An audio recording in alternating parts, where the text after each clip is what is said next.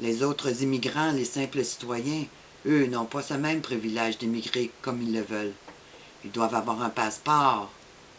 Et s'ils ne retournent pas dans leur pays après le délai imposé comme visiteur, il peut à tout moment être arrêté, emprisonné et ou déporté dans son pays d'origine. On voit bien que ce qui se cache derrière tout ce discours sur les migrants. Et ce n'est certes pas pour amener la paix dans les pays, au contraire. Puis on parle d'évangélisation, de nouvelle évangélisation dans un monde actuellement globalisé. Globalisé, ça veut dire dans tous les pays. Hein? On parle aussi d'une culture de coexistence avec Allah et les musulmans. On parle d'une culture de la coexistence.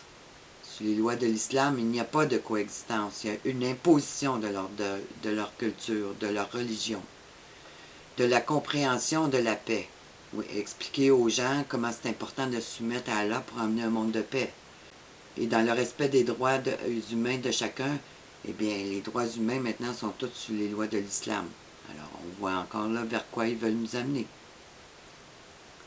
On dit aussi le respect réciproque et la justice des traitements juridiques et religieux.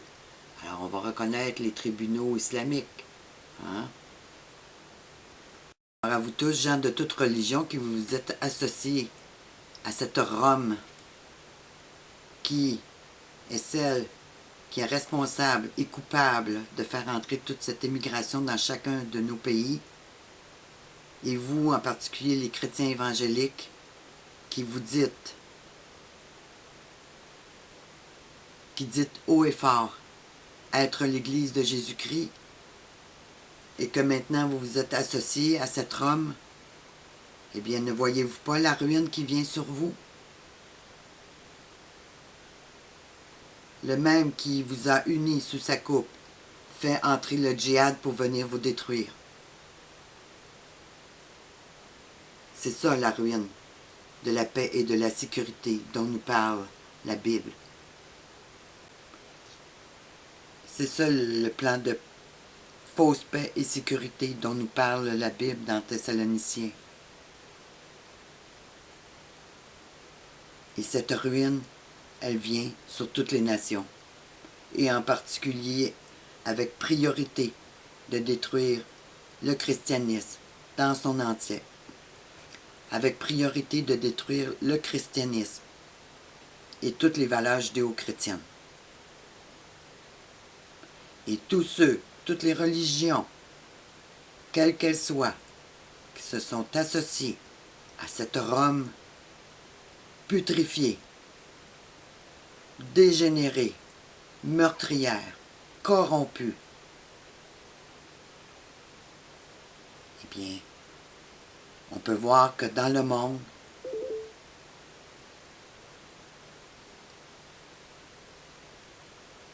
ces immigrants djihadistes, ces mercenaires à la solde de Rome, ont commencé le grand carnage. Ce qui nous confirme que la prophétie dans Apocalypse 6 sur le 4e et 5e sceau est commencée. Et elle va aller en grandissant d'une manière terrible. Toutes les alliances qui se font présentement, l'unité qui s'est faite avec Obama il y a quelque temps, les 10 nations qui ont été créées, les 10 nations dont nous parle l'Apocalypse 13, qui ont été créées par les 10 pays arabes, la visite du pape bientôt au Parlement européen, qui sera suivi de sa visite en Turquie, un autre pays important dans ces temps de la fin, et de la prise de contrôle de Jérusalem, dont on voit la violence augmenter dramatiquement de jour en jour contre le peuple d'Israël. Et on voit que la communauté internationale et les nations se lèvent toutes contre Israël présentement. Ils donnent tout un soutien inconditionnel à la Palestine, qui est un mensonge dont tout est basé sur le mensonge. Si vous prenez le temps de voir l'histoire de la Palestine et d'Israël, vous verrez que tout ce qui est véhiculé présentement est basé sur le mensonge, une grande fraude. C'est ainsi que le pape va s'emparer de la Jérusalem, la ville sainte qui appartient à notre Seigneur Jésus-Christ, et qu'elle deviendra, cette ville sainte, sous le contrôle international des Nations Unies. Alors, il y a beaucoup de choses qui se passent. Mais ce djihad, il n'est pas arrivé par hasard. Obama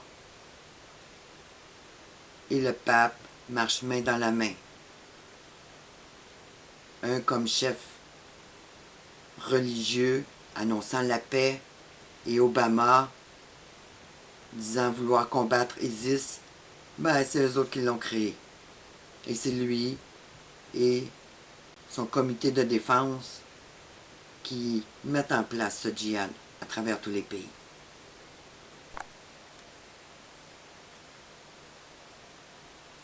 Un des problèmes aussi de cette immigration qui prend place sous l'autorité du Conseil pontifical, mais qui se garderont bien de parler, ce sont toutes ces jeunes filles qui sont présentement enlevées, kidnappées par les groupes djihadistes.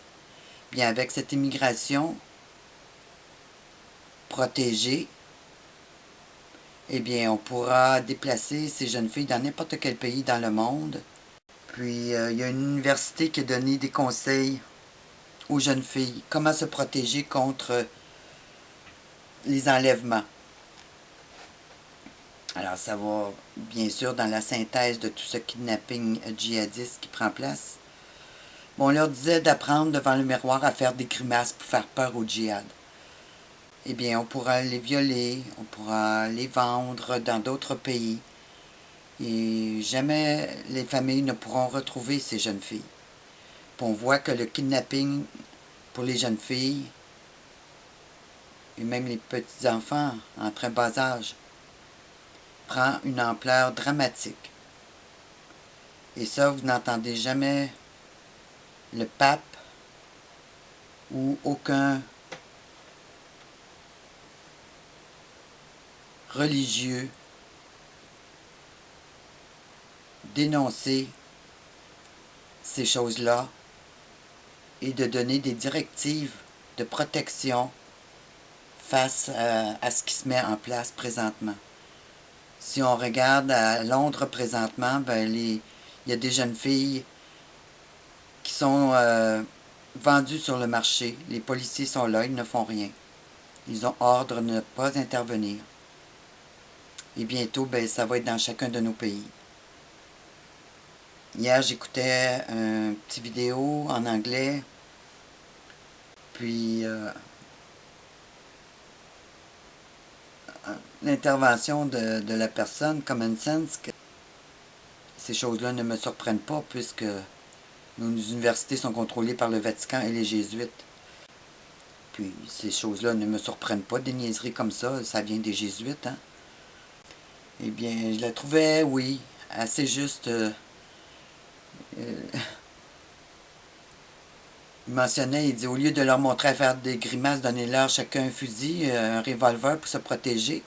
Comme ça, ils vont être capables d'intervenir si quelqu'un veut les kidnapper. Mais non, l'université leur enseigne à faire des grimaces, pour soi-disant que, comme soi-disant que les djihadistes, ils ne s'intéresseront pas à quelqu'un qui fait des grimaces ou des niaiseries. Alors, c'est complètement hérétique. La dernière parade musulmane qu'il y a eu à New York, c'est quelques semaines, on a vu une femme pendue, on a vu des femmes sur un chariot comme en cage. Alors, ils nous le montrent directement, ce qu'ils s'en viennent nous faire. Ces gens-là, ces mercenaires, sont payés grassement afin de détruire la société. Et sous le règne d'Allah, qui marche main dans la main avec la Vierge Marie et le pape, eh bien, la destruction arrive. Et les femmes sont attaqués de tous les côtés. Leurs droits sont en train d'être bannis complètement. Alors c'est une âge de grande noirceur qui prend place. Et les kidnappings pour les femmes prend une ampleur dramatique dans tous les pays. Alors soyez sur vos gardes, essayez de ne pas sortir seul et de toujours avoir un œil vigilant autour de vous. Alors soyez sur vos gardes. Priez, demandez la protection du Seigneur Jésus. Ayez du discernement.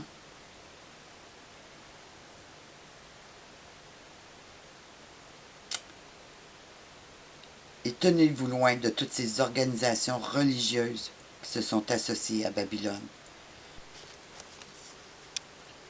Je montrerai dans un autre article qui s'intitule La Semaine mondiale pour la paix en Palestine, Israël. Quel est le support réel du Conseil mondial des Églises en rapport avec la Palestine? Vous verrez que cette unité d'Église, sous le couvert du dialogue interreligieux, supporte à 100% la Palestine et dénigre l'occupant qu'on considère être Israël.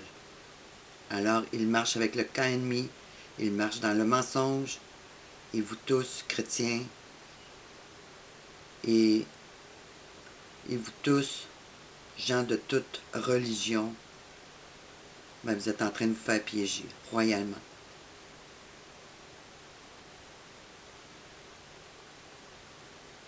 Ce dialogue interreligieux a été créé par le roi de Jordanie, Abdullah II. Il ne faut pas l'oublier, c'est un musulman. Et que tout son programme est basé sur les enseignements de l'islam et de Allah.